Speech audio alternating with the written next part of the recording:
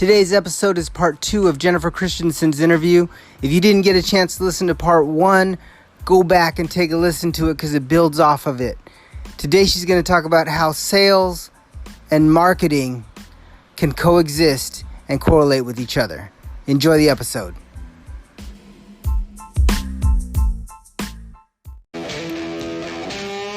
fact of the matter is, whether you've been in network marketing for years or just a few days, your family and friends have seen your opportunity and your phone is, as we call it, burnt. If you're anything like me, that's a scary thought. So the big question is, how do entrepreneurs like us, who love the network marketing profession, who no longer want to be that guy, and are tired of convincing people during uncomfortable let's get coffee meetings where they say, what's this all about? How do we market in a way that aligns us with our dream clients and expands our network of upfront and transparent professionals, allowing us to get our time back, our families back, and gain a real passive asset?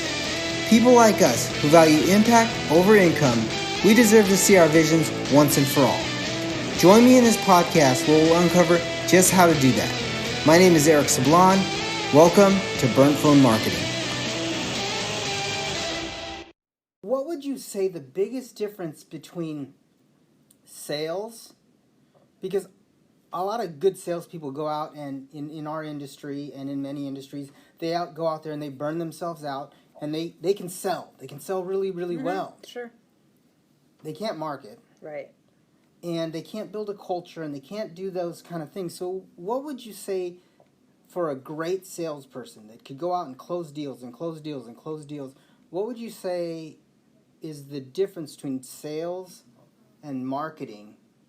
And then the next question is going to be, what is your one way that you could try to integrate that as a person? Like go a little bit more small business. So let's bring it back to 2008. Yeah. That customer. Sure. And let's talk about the difference between sales and marketing, and then how you would blend those together. Okay. So I'm going to use an analogy first that I think this is how things are in my world anyway. So there's two different ways to get clients on Google, and most of you probably recognize this, that when you're searching for something, the ads that come up at the top, the 3 ads, those are paid ads, and then everybody else that comes up on that homepage, they've done a really good job with what's called SEO, which is their search engine optimization. So Google AdWords is all about the money, SEO is all about the time. Okay. So the time and the expertise, right? So if you just do sales, that would be like just doing Google AdWords. So it's effective.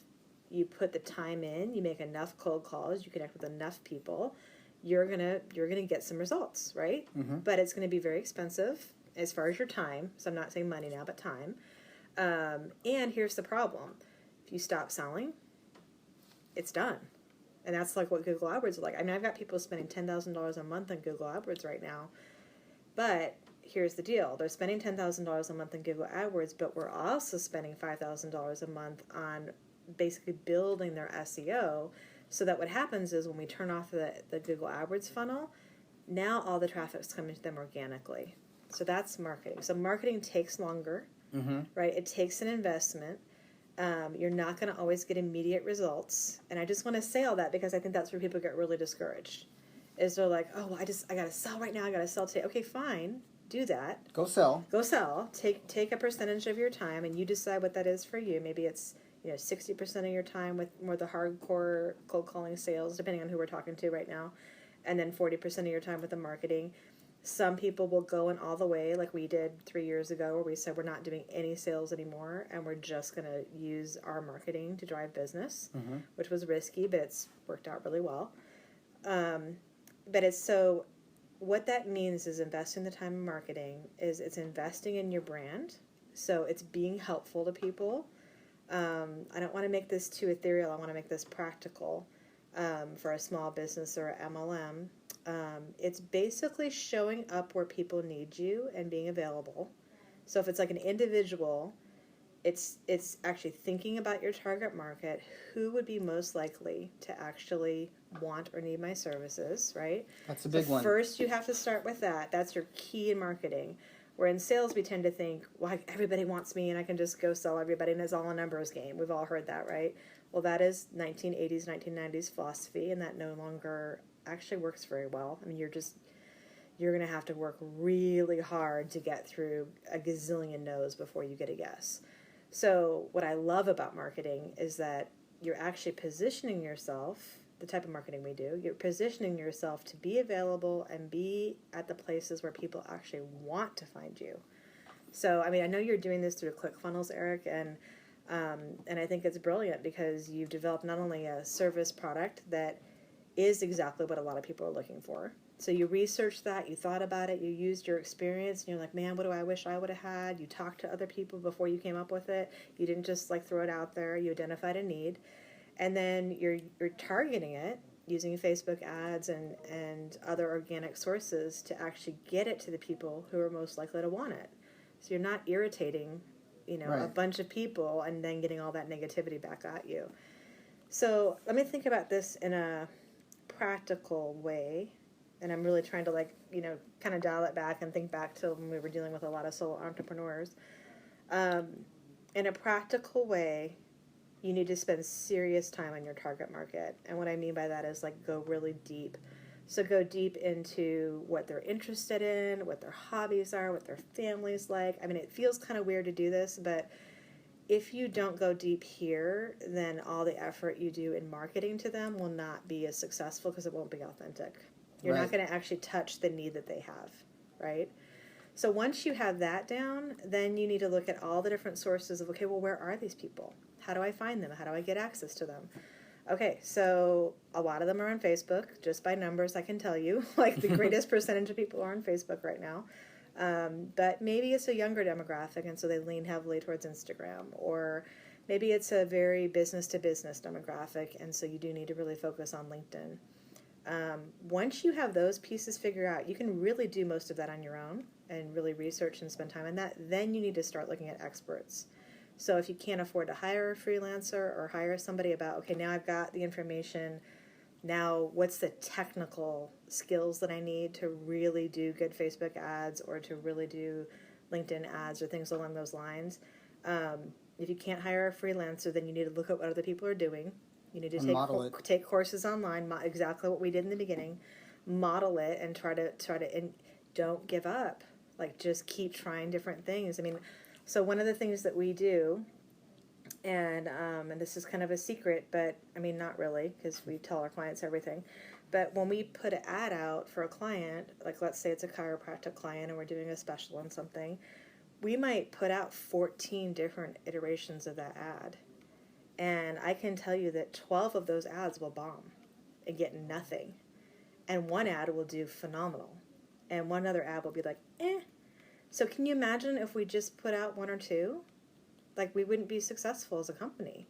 You have to try many, many different things to see what your target audience responds to. They will tell you what they're interested in. And one really good thing on that note is she said she put out 12 ads for a chiropractor. Yeah. But think about that. Once you find that one that's kind of working... then you just get rid of the rest. Yeah, and you can keep running that one over and over and over. Months and months and months, yeah. So, guys, think about it. Most people, and I'm going to go back to MLM, most people will troll the malls or do these things where, they're finding uninterested people. Yeah, why would you do that? What? So depressing. It's like you said, you go through the nose, and a lot of salespeople are really good at going through those no's. However, when the person that you enroll just kind of does it because he was sold, doesn't make him a very good. He may or may not be. But if you find a guy that raises his hand, that fits the demographics that you're looking for, that fits the solo entrepreneur, that fits those things, they already have that mindset, they already really want to do stuff like that, then it's going to, the growth is going to be long-term. Is going to be long-term, yes, definitely. I can't tell you how happy it makes me when, we get a lot of leads from referral, but most of our leads come from our marketing. And when somebody reaches out in our chat box, I just had one a few minutes ago, or reaches out with a lead box or whatever it is, I know that they took the time to go to our site, they looked at it, they liked us, they found something they were looking for. We're already so far down the sales process that my close ratio is 80%. Right.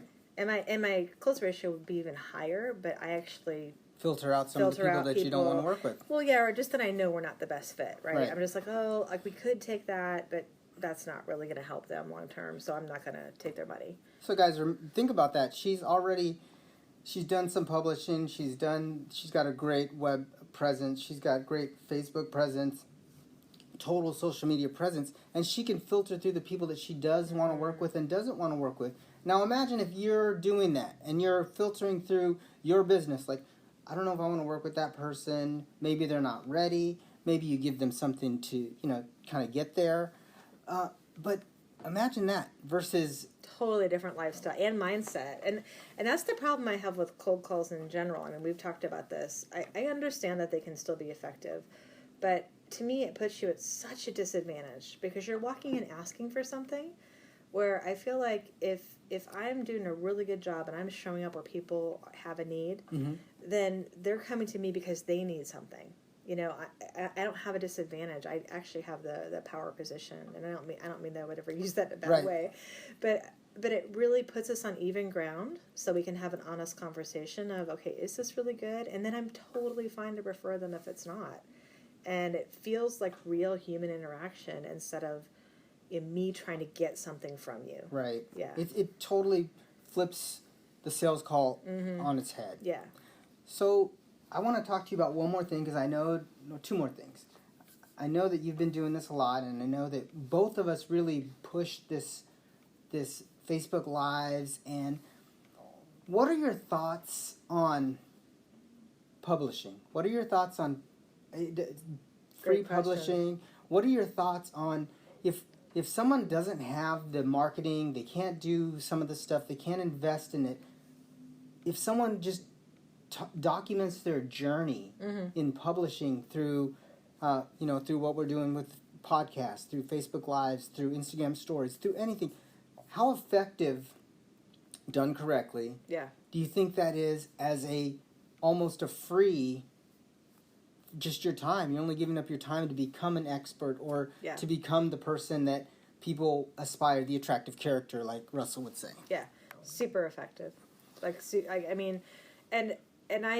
struggle with this myself. I was just telling Eric before we started that I had been doing Facebook Lives really consistently for about 3 months, and I can show you in our lead numbers, like that was directly affecting leads, even though people weren't saying, oh, I saw your Facebook Live, but you can see the numbers. Like, it's just people are hearing you, they're seeing you, they're getting valuable information, they start seeing you as an expert, right?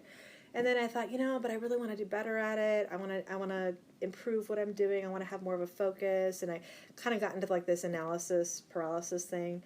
And I stopped doing them as much, and our numbers started to drop. And so to me, that's clear evidence of, even if it's not perfect, or even if it's not, how you think it should be, even if you're learning as you're doing it, it still has a stronger effect than not doing it at all. Yeah.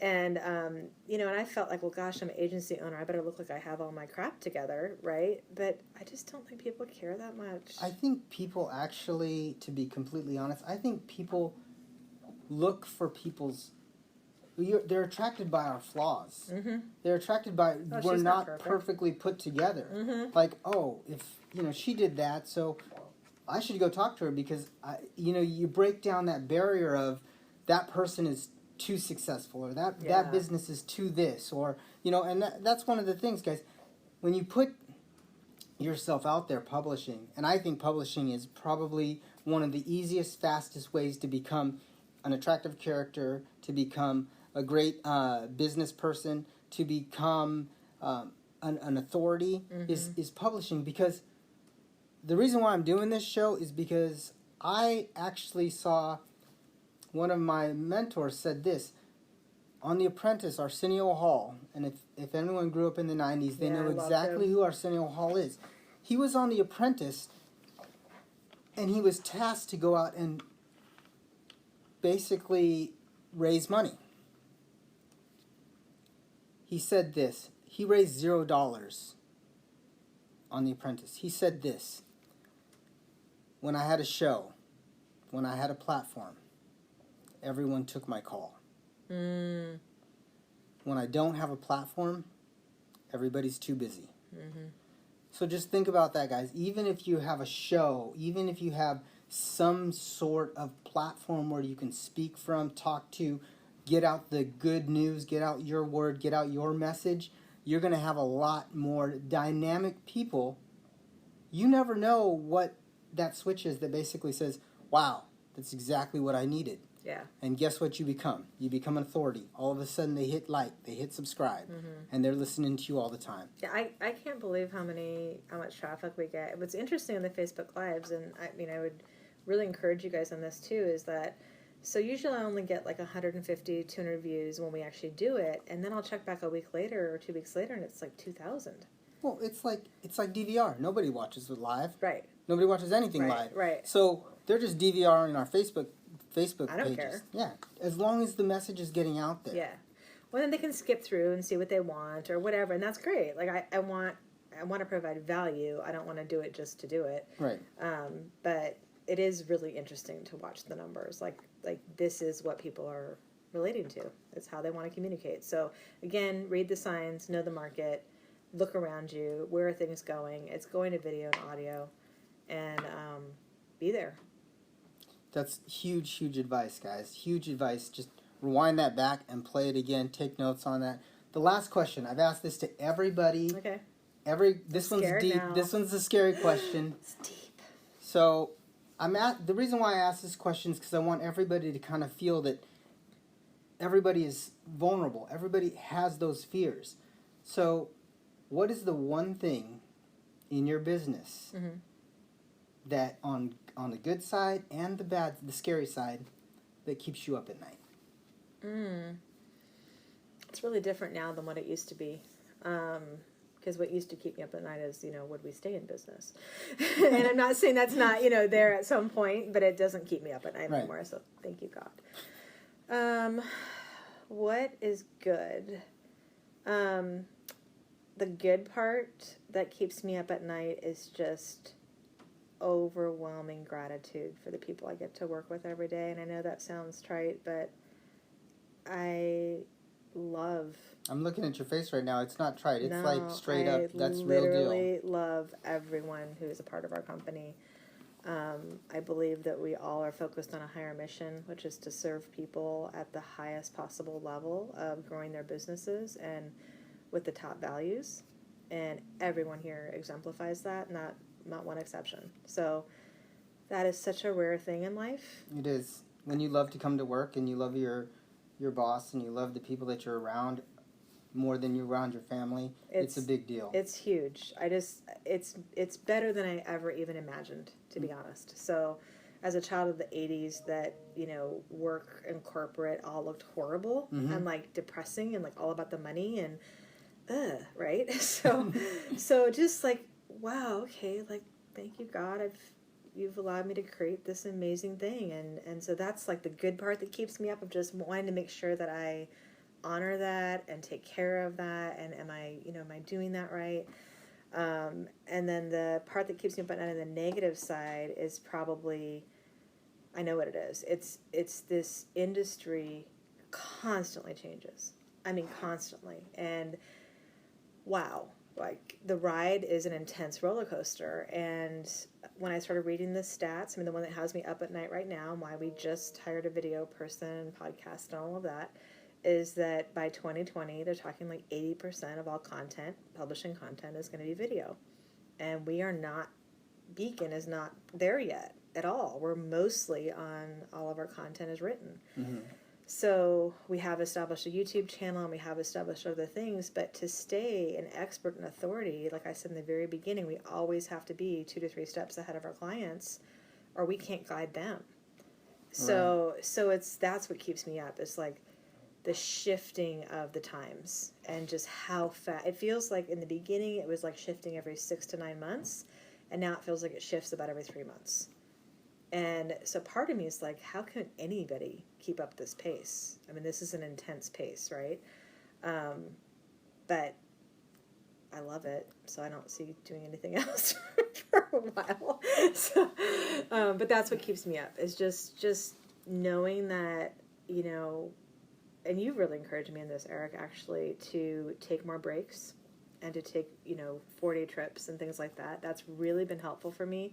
This is the first year I've really done that. And what I find is that when I do take a little bit of a break, then I can look around and I can see the picture.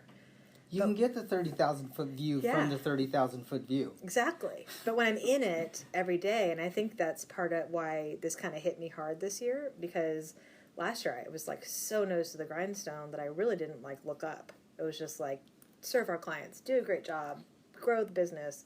And then when I looked up, I'm like, oh, wait a minute. Everything's video. Okay. Now we need to make another adjustment. Yeah. So that's what keeps me up. It's just making sure that the first part I talked about, loving, like all these people are dependent on me doing this well for their incomes and their jobs and their families. And the more people we hire, the more responsibility that is. And then our clients are dependent. I mean, if they're really saying, Jennifer, I trust you, you're paying attention to this stuff, you're going to tell me if we need to adjust and what we need to do to keep our revenue growing. And if I'm not paying attention to that, then I'm letting them down too. Right. Yeah, you have a big family, you have a lot of clients, you have a big family here. Jen, thank you so much for your time.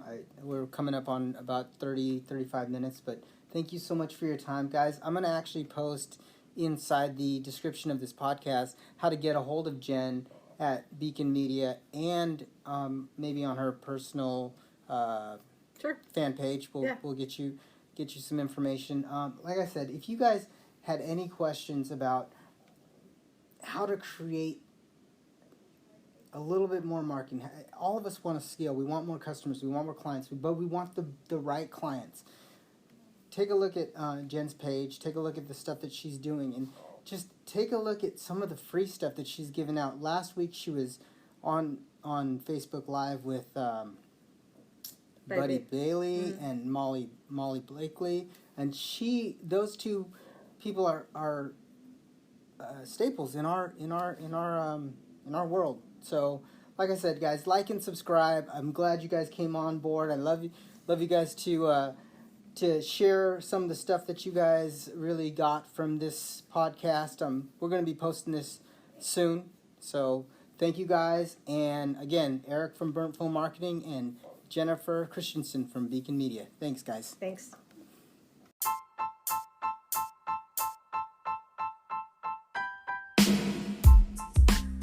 I know that marketing can be tough. So what I did for you guys is I put together a free summit with 30 of the top internet marketers in the world.